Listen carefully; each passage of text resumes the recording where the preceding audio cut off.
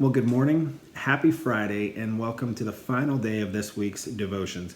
All this week, we have been walking through some passages in the book of Philippians, and we're going to stay in there for today as we kind of bring this thing to a conclusion. But before we do that, I want to quickly recap where we've been this week. So on Monday, we talked about how this is a season of life that's crazy, but it also a season that can be for Christ. That the way we respond, the things we do, the things we say, the way we love, the way we serve, the way we give, can all be a testament to Christ moving in our life in this season. On Tuesday, we talked about how we need to find unique and creative ways to be the hands and feet, to allow the church to be the church in this season. On Wednesday, we talked about how there is this need for us to forget what lies behind and begin straining toward the goal of Christ, that we need to do everything we can to neglect the regret and the shame and the mistakes that we've made and begin living out the call he's placed on our life. And then yesterday, we talked about anxiety, we talked about worry, we talked about doubts and fears, and how when those things start to consume us, our go-to reaction needs to be hitting our knees in prayer and reading, diving deep into Scripture. That when those things infiltrate who we are and they start to steal our joy, we need to be so deeply rooted in prayer and in Scripture that it's just our natural reaction to cling to Christ instead of to run from Him. So today I want to finish up by talking about probably one of the most misused verses in all of Scripture, and it's one that I'm sure probably all of us have recited at one point in time or another. Maybe it was during a stressful time. Maybe it was when we were up for promotion. We were hoping for a raise. We were hoping to get the house that we put a contract on. There's a number of reasons why we might run to this verse. And before you get upset, when you hear it, just hang in with me for the next few moments, and you'll see why I think this is one of the verses that people misuse a lot. And that verse is in Philippians chapter 4, and it's verse 13. And this is probably one that most of you know by heart. And it's just simply Paul talking again to the church of Philippi, and he says, I can do all things. I can do all things through Christ who strengthens me. Now, I want to give you some context to what's going on. Again, this is Paul, and he's writing a letter to the church of Philippi, and he's ending his letter, and he's basically reminding the people there that they need a major change in their perspective. They've got to be able to see the forest through the trees. And just as we talked about yesterday when we talked about anxiety, worry, doubt, fear, there is division in this season of life for the church of Philippi. False teachers have made their way into the church. They were in need of encouragement, and Paul was just the man to walk them through that season of discontentment. You see, Paul had great experience with being discontent. He had great experience in going through just really awful things. I want to flip over with you real quick to 2 Corinthians, and it's chapter 11, verses 24 through 27. And I think this is where you kind of get Paul's street cred, if you will. This is where you find out what he's been through, just some of what he's been through. And I'm just going to read it to you. So this is what it says. 5 times I received at the hands of the Jews the 40 lashes less one. Less one because they believed that 40 lashes would kill a man. And so they would give them basically 40 lashes less one.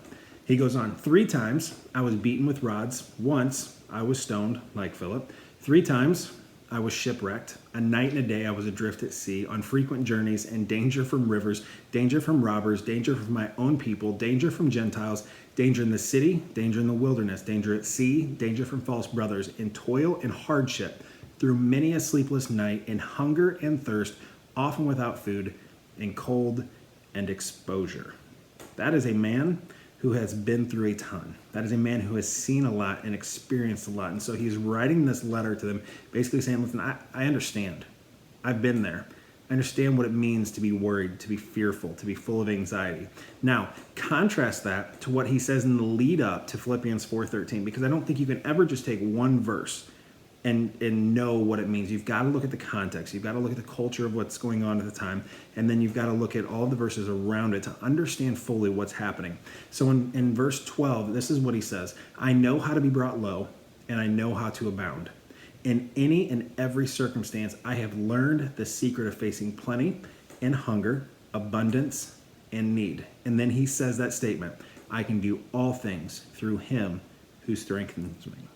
Now, you hear everything that he went through, in 2 Corinthians chapter 11, verses 24 through 27. And then you hear him say, I can do all things through Christ who strengthens me. That doesn't sound like a man who's saying, if I want to win the lottery, well, I can do all things through Christ who strengthens me. If I want to jump off this roof and fly, I can do all things through Christ who strengthens me. Now, this is a man who understands that through Christ, we can have a God-given power to endure any circumstance. Now, this verse, a lot of times you can put in with that same saying that, well, God will never give you more than you can handle. We absolutely live a life that a lot of times is more than we can handle. That's why we need God. That's why we cling to him, because we understand that there are certain things that we just can't handle. There are certain things in life that completely overwhelm us. This season, for a lot of people, is completely overwhelming. They don't know what it's going to mean for their kids in school. They don't know what it's going to mean for their job. They don't know what it's going to mean for their marriage. And they're trying to navigate through this season. And this is where Paul comes in and says, listen, I know what it means to be brought low. I also know what it means to abound. I have learned through everything I've been through, knowing who Christ is, that I can do all things through him who strengthens me. My strength doesn't come from accolades. My strength doesn't come from finances. My strength comes from the one who creates strength.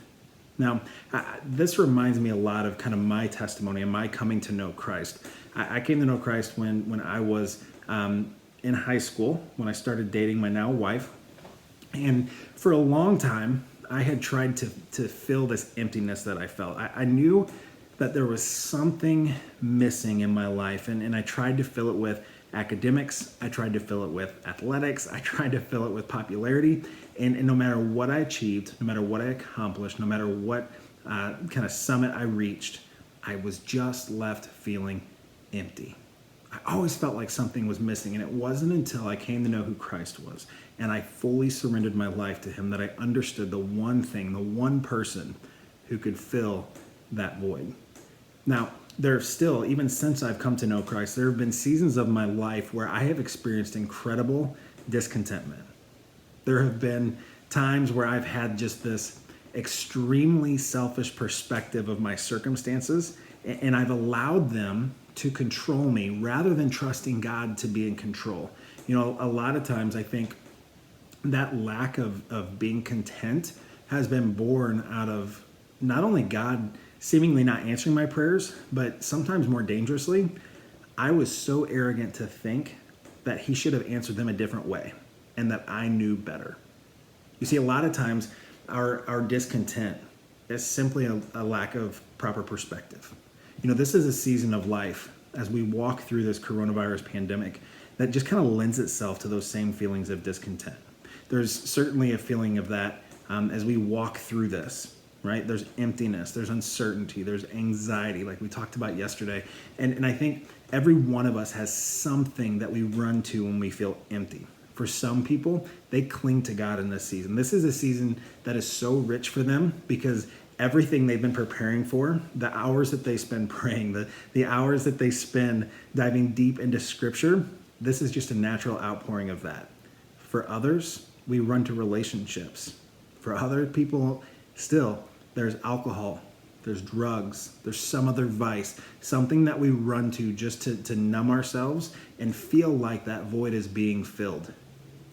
I want to ask you this. What if as a church, we commit to not only filling the void with Christ, but to always run to him, to allow our contentment to be found in him? What if as a church we choose in this season to be content? How different would we look?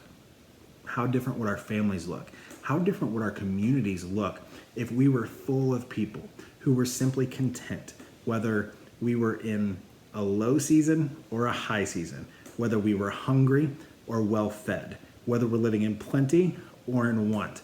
What if we learned to be content in any and every situation? What if as a church in this coronavirus pandemic, we could truly say to people when they see us, when we have uncertainty about our job, when we have uncertainty about our children, when we have uncertainty about our marriage, we simply look at them and go, listen, I know how to be brought low, and I know how to abound. In any and every circumstance, I have learned the secret of facing plenty and hunger, abundance and need. I can do all things through him who strengthens me. He will be my sustenance. He will be the one thing that gets me through this season. I won't run to anything else. In times of need, I cling to him. How different would we look? I want to encourage you in this, as we kind of bring this week to a close and move to seemingly another week of this pandemic. Find ways to find your contentment in him. Don't run to anything but him. Lay down the old habits. Forget what lies behind and begin running to him.